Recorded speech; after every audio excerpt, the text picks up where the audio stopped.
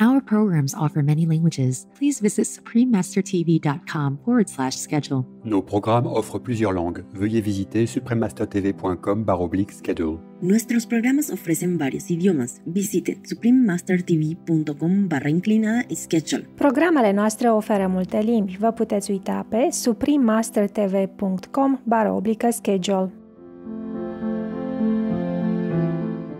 The more determined you are to help humankind, help all beings, the more tests you will have to undergo. And not everyone passed the test. That's why we don't have many masters. Because some tests are very, very severe, above human endurance and intellect and capacity. Please keep watching to find out more. Supreme Master Ching Hai's lectures are not a complete meditation instruction. Please do not try alone. For free of charge guidance, please visit godsdirectcontact.org or contact any of our centers near you.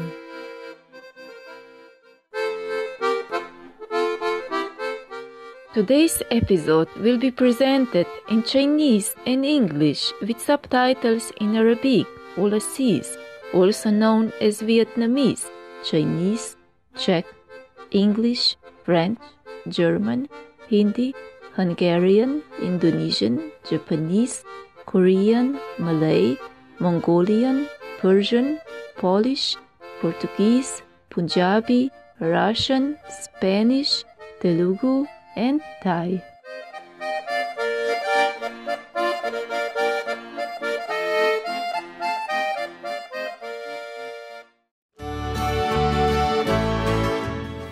Dobrodošli means welcome in Slovenian.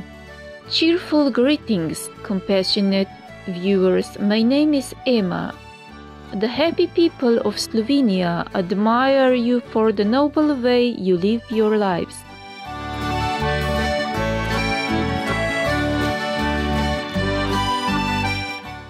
Slovenia is a country in Central Europe with a population of 2 million. Located at the crossroads of Slavic, German, and Roman cultures and trade routes, Slovenia is the pan-European transport fast track linking the North Adriatic, Central and Eastern Europe, and the Balkans.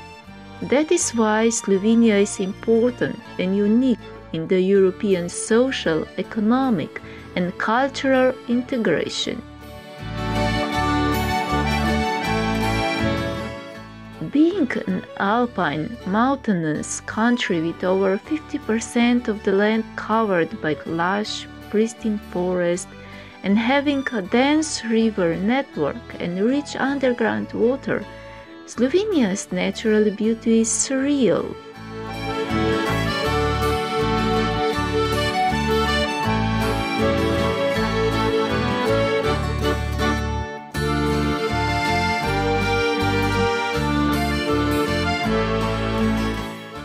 Slovenia is also a nation of caves. Underground watercourses have shaped numerous subterranean caves, which are exquisite and stunning. Postojna Cave is one of the most famous caves near Predjama Castle, which is the biggest cave castle on the planet.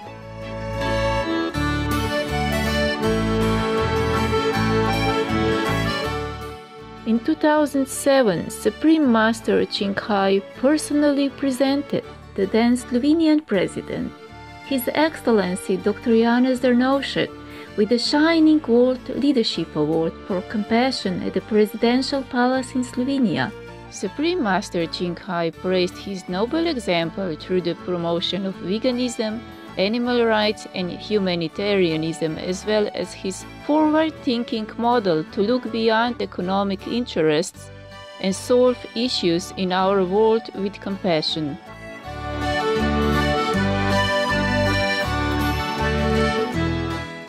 It is a privilege to share a glimpse of fascinating Slovenia with you, marvelous viewers. We wish you to know that you are special and dearly loved by God.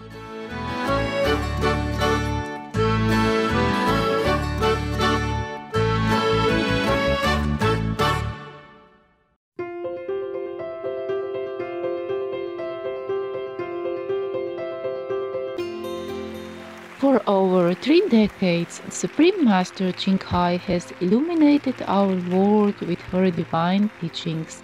A fully enlightened master, she imparts the Kuan Yin method of meditation to those desiring to immediately discover the God nature within and to achieve in one lifetime eternal liberation from the cycle of transmigration.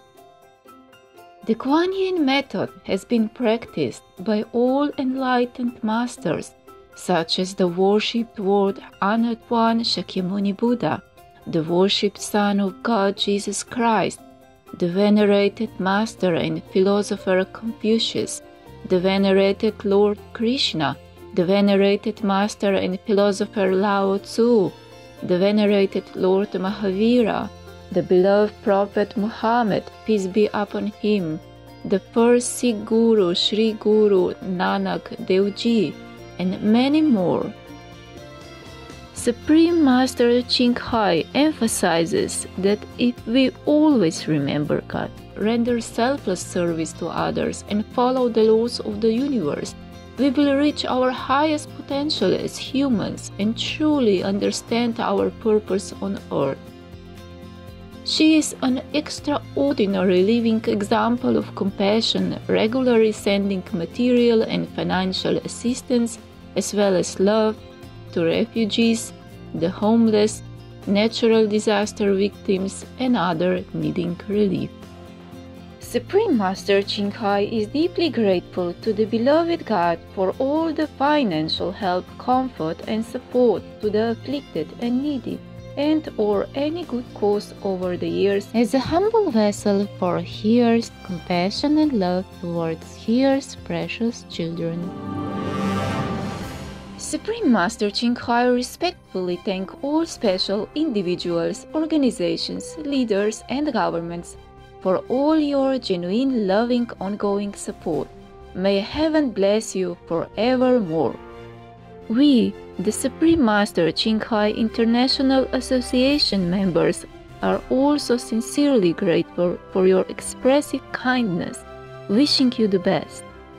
Supreme Master Ching Hai receives love and recognition from various organizations, media, governments, and individuals, as well as many awards from them, such as the 2006 Gusi Peace Prize, considered the Nobel Peace Prize of the East, the World Spiritual Leadership Award in 1994, the Mahavir Award in 2008, February 22nd and October 25th, both proclaimed as a Supreme Master Ching Hai Day, an honorary citizen of the United States, etc., and has been honored throughout the years with numerous other awards and accolades for her outstanding philanthropic and humanitarian deeds.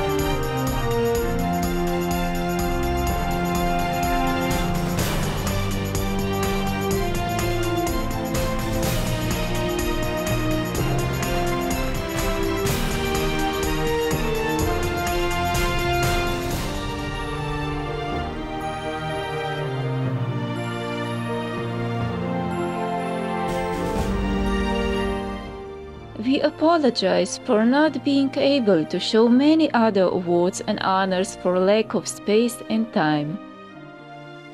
Supreme Master Ching Hai respectfully thank all special individuals, organizations, leaders, and governments for all your genuine, loving, ongoing support. May heaven bless you forevermore. We, the Supreme Master Ching Hai International Association members, are also sincerely grateful for your expressive kindness, wishing you the best. A true voice for our beautiful animal friend, Supreme Master Ching Hai promotes the peaceful and loving plant-based diet and envisions with humanity's awakening to the sacredness of all life. A tranquil and glorious all-vegan world where animals and people live in blissful harmony. Her initiatives to spread the vegan trend are diverse and have included alternative living flyer distribution, the international vegan restaurants Loving Heart, vegan food product companies, vegan fur products, Supreme Master Television, as well as regularly speaking to influential government and media leaders and participating in televised conferences on climate change, etc. Whether we are aware of it or not, her efforts have had an enormous influence on global awareness of the animal-friendly lifestyle and how this benevolent way can bring lasting peace among nations, while saving our planet from climate change and disasters. Over the years, Supreme Master Ching Hai has traveled worldwide, from the Americas to Africa, from Europe to Oceania, and held hundreds of discourses with the public and her disciples on a variety of spiritual topics.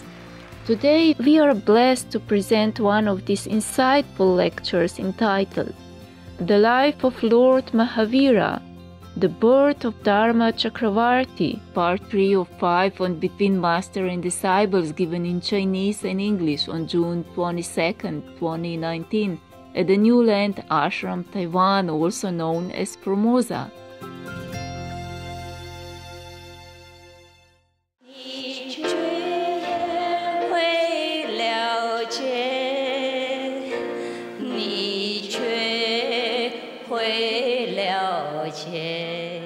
So one of the skeptic God in heaven jokingly said to Sakra that the king of God was exaggerating. So he wanted to test the prince whether or not he's really the bravest, the most courageous being or not. Oh, yeah. Oh my God. I'm terrified already. When the gods of this kind of heaven come down and want to test you, oh, I don't know, you cannot run anywhere. Okay? Even the best spy, the best CIA agent on this planet were to chase you, to hunt you down. You will have more chance to run away than if this God, one of these gods, come down and try to catch you. Nowhere to run. You cannot escape. You just have to sit there and have to endure whatever they want to measure upon you. This is terrible. I'm already scared. Yeah. Okay, now this God from this heaven, they are specialized in making trouble for a practitioner. And it's not the prince's fault even. He's only 8 years old kid. He did not even say, oh, I'm this, I'm that, I can do this, I can do that, and I want to save the planet, be fast, go green, nothing. He didn't do anything. It's not his fault. If he grown up already and vowed to save all beings or saying such a great thing like that, then possibly the gods should come down and test him. But it's none of their business. I'm telling you, I really don't like these gods at all. They should just mind their own business. In heaven, they have everything they need. They're so happy, joyful. Why do they mess with us? We, the mortal, we do nothing wrong to them. Never mind. They still want to come down and mess with you. Terrible. So, said and done. This God not the sacred god, but the smaller god, maybe subordinate god, yeah? Say to the king that he's going down now to test Vatman, just because the king of God praised him. The king of God praised him, not the prince himself. He's only a kid. Oh, see what he's doing. Okay. If you're scared, just block your ears. Now, Vatman, the prince, was playing with children of his age in the Chinatkan jungle. The game was to race to a target tree, climb up and come down. It's a kid's game, yeah? And get to that tree, whatever the tree they designate, climb up and come down. So easy. Whoever is the first one to reach the ground was the winner. Yeah. Maybe they all climb up together at one time, and then they all come down together. Yeah? See whoever come down first. So Vatman ran the race and was first to climb the tree. They probably do the timing. And then the boys on the ground saw a ferocious cobra slithering up around the trunk of the tree. The boys see that. You know who that is already, right? You can guess, right? Suddenly a cobra appeared from nowhere, and right exactly where the prince was climbing, and hissing and raised his hood.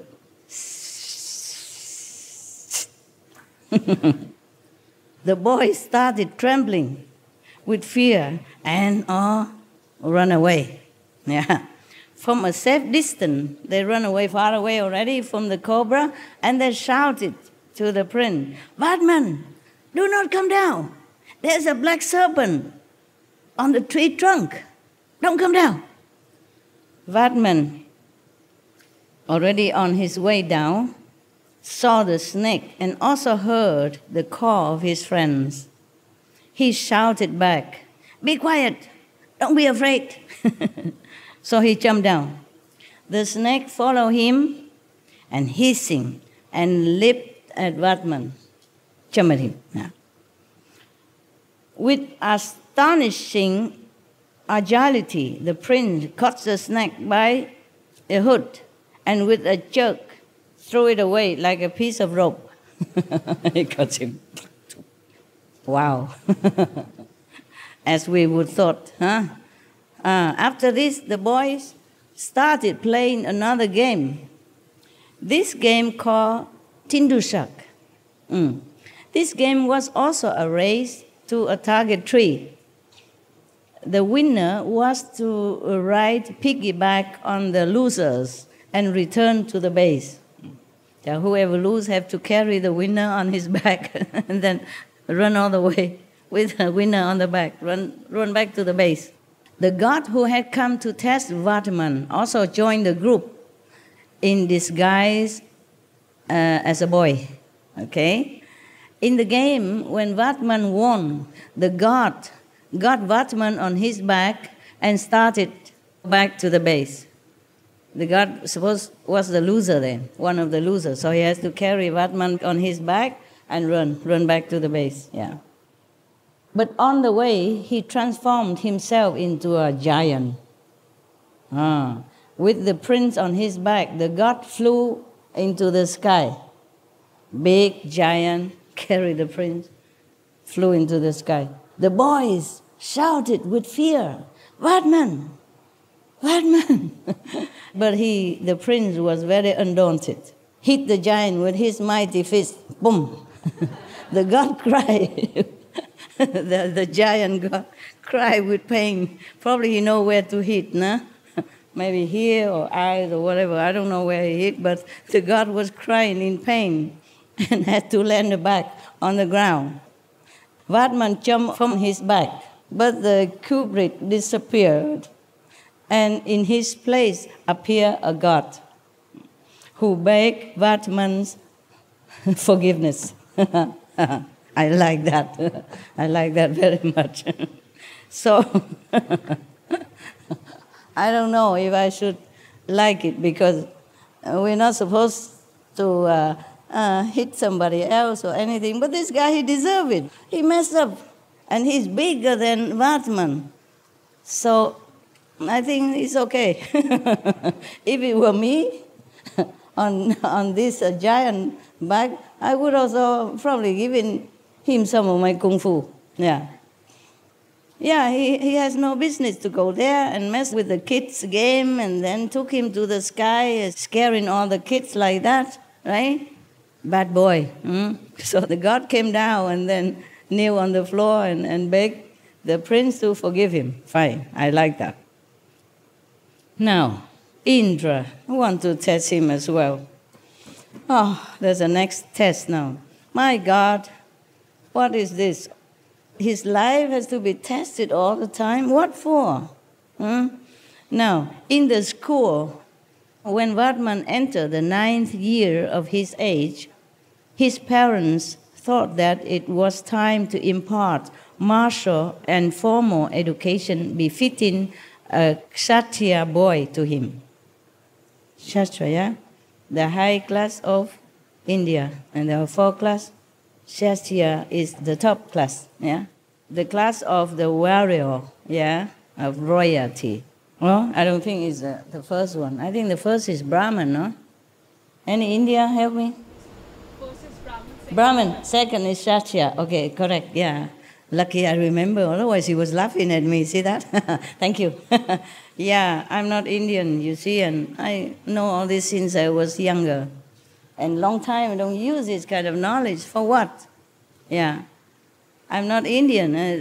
And even Indian people not often remember these things. They have many other things to learn nowadays, especially learn computer and stuff. Nobody care about Brahma or Kshatriya or whatever the class. But in India, when you go to India, you still have to be mindful of these classes. You don't touch the Brahman class, okay? You don't touch their things. You don't try to go too near to them or utter something that's disrespectful. Even if you go in their kitchen, your shadow is already making trouble for you. If you cast your own shadow in their kitchen, for them it means contamination, pollution, yeah, in different kind, spiritually, and they don't like that. So therefore, the prince has to learn martial, not just formal education, but martial art as well, because he's a Kshatriya class, okay? Warrior, yeah. They decided to send him to school. So when he went to the school, he offered his respect to the teacher, just like any other ordinary student. In spite of having all worldly knowledge since his birth already, by offering respect to his teacher, Vatman honored the age-old traditional ideals. Even if he knows everything already, but he went to school, he must offer respect to his teacher. Just the same like every other child, huh? You maybe prostrate in front of the teacher, maybe 1 time, 2 times, 3 times, depends. And then you make some offering, yeah? That means you accept him as your teacher and you respect him. You prostrate to his feet, yeah? To show respect and obedience, yeah. Many of the Asian countries have this tradition. Maybe nowadays they don't do that anymore. But in some area, possible, still have some little tradition left. Remember last year, there was one Vietnamese old man got initiation, and he wanted to prostrate to me 3 times. He kept insisting that it's a tradition, Vietnamese tradition. You have to prostrate to your teacher 3 times. But I said, no, here nobody prostrate to nobody. So please don't do that. He was very reluctantly not doing it. You know, he would have loved to do it with all his heart. I can see that. But I don't want to make it into a tradition here. Imagine 1,000 people just got initiation, and then I just sit here for 1 hour long waiting for the prostration to finish. Huh? Understand? How do I have time to read books for you? I have to read book at home already. check out if it's worthy to offer it to you. I read other books also, but it was too complicated. So I did not bring it here. I bring this one. It's a very good book. It's simple. Even child and adult can enjoy. Yeah. And I don't have to explain a lot. All I do is just know how to read English. Simple. So nowadays maybe we cut that. Yeah.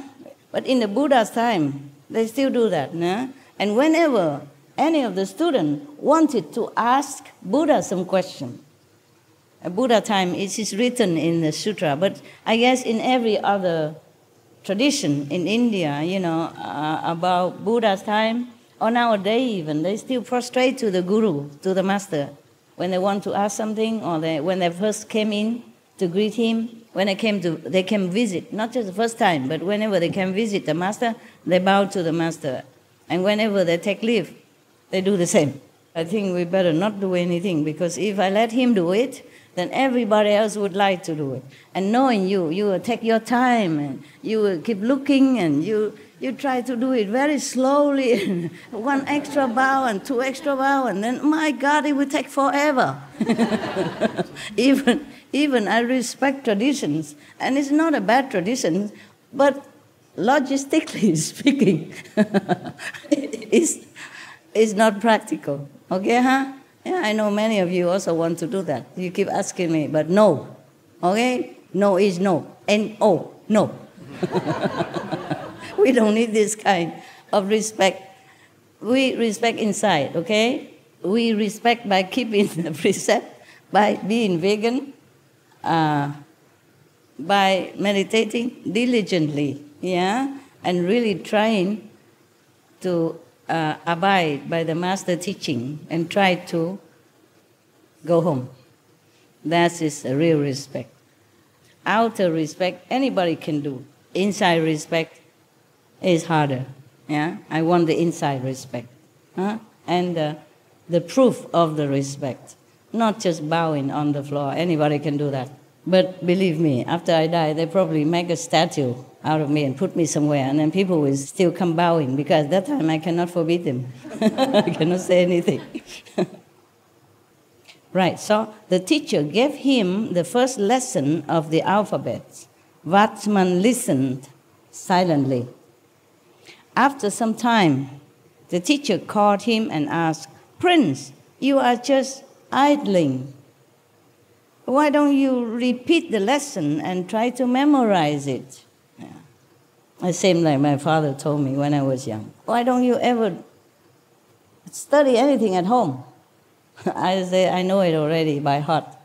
So I read it to him, and then he believed me. Yes, I read without the book, yeah? Without the book.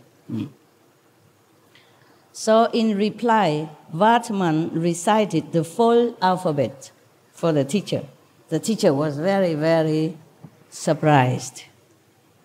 While he was trying to fathom the surprising capacity of the little boy, an old man, an old Brahmin with a tilak on his forehead. Yeah, you know tilak, right? India people, they put some red dot in front of your forehead here, between the eyebrow, a little bit up. Good idea, no? That was a tradition before. The teacher would have put something here, yeah, so that the disciple always remember the third eye. So they reminded each other, huh? Or when they look in the mirror, seeing the tilak in front of the forehead, they would not forget where to concentrate. Yeah, it's a good idea. Everything you know of value is inside you. So whatever I told you outside, I told you already, it's just pastime, no? It's worldly knowledge. Whatever truly divine knowledge is imparted to you without language, without words. So you have that already, yeah? And every time you come to see me, I just entertain you. So now we continue with the prince. So the teacher was very surprised and was trying to really understand the magnitude of this boy's intelligence and capacity. So there was one old Brahmin with the tilak on his forehead. entered the school one day. The teacher greeted him and offered a seat. The Brahman asked some complex question on grammar. The teacher could not reply and remained silent, looking down in shame. He cannot answer. So the Brahman smiled and said, Acharya, please do not bother yourself. Teacher, don't worry, Maybe I will ask this little new student of yours. Maybe he can solve my problem. If you allow me, may I ask him? The prince, So the teacher consented, and the old Brahman put the complex questions before Vardaman. Little Vardaman, without hesitating, gave correct and appropriate answers. The teacher stared dumbfounded at the little boy. The Brahman smiled and said, Acharya, teacher, please, Acharya, don't feel insulted. You are not aware that the sun of knowledge of this era is present before your very eyes as Prince Vardaman. He is the future Lord Mahavir Swami, the omniscient. Nothing he cannot do. So, it is believed that Indra compiled his questions and Vardaman's answers into a book named Indra Vyadaran, the grammar of the Indra. Indra is another god, maybe lower than Shakra, but also very powerful, okay? He's lower than Shakra, right, or higher? Lord of Rain, yeah. Lower than the Shakra. But he is still very powerful, also capable of testing. Beware of all these gods. They are not always very friendly. I don't know why they're so scared of us practitioners. The real practitioners will be always tested since little already with all kind of things. Maybe centipede bites or some sickness or some kind of scary situation and family trouble, when you were little already, they already test you how you solve this family problem for your parents even. When parents are helpless, how you help them also. I had also some cases like that. So they even compiled these questions and answers into a book, I mentioned already. Okay, this is two gods have tested Vardaman, two. But these are nothing. These tests are nothing, believe me, compared to the one that Lord Mahavir had to endure afterward in his adult life and in his ascetic life, seeking the truth. The more determined you are to help humankind, help all beings, the more tests you will have to undergo. And not everyone passed the test. That's why we don't have many masters. Because some tests are very, very severe, above human endurance and intellect and capacity. Okay, now they are talking about Mahavir's family. Okay, we will finish that. And tomorrow we will talk about his life as a monk, okay? Ascetic monk. Not just normal monk, but ascetic monk. Extremely ascetic, After you heard the story about his asceticism, you feel very, very lucky and grateful to be able to sit here on a soft cushion and a clean floor and have a roof and have aircon and fan and whatever.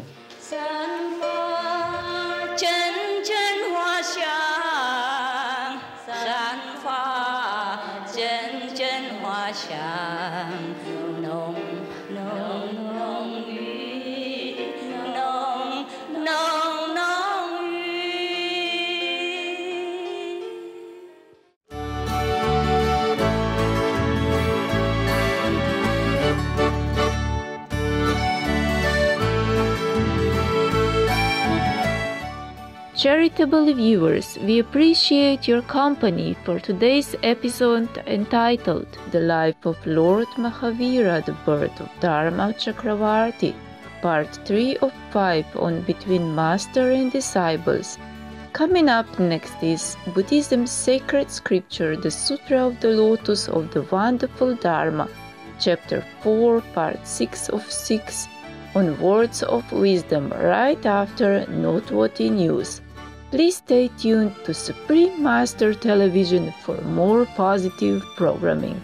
May God be your eternal guiding light. Our programs offer many languages. Please visit suprememastertv.com/schedule and suprememastertv.com/BMD.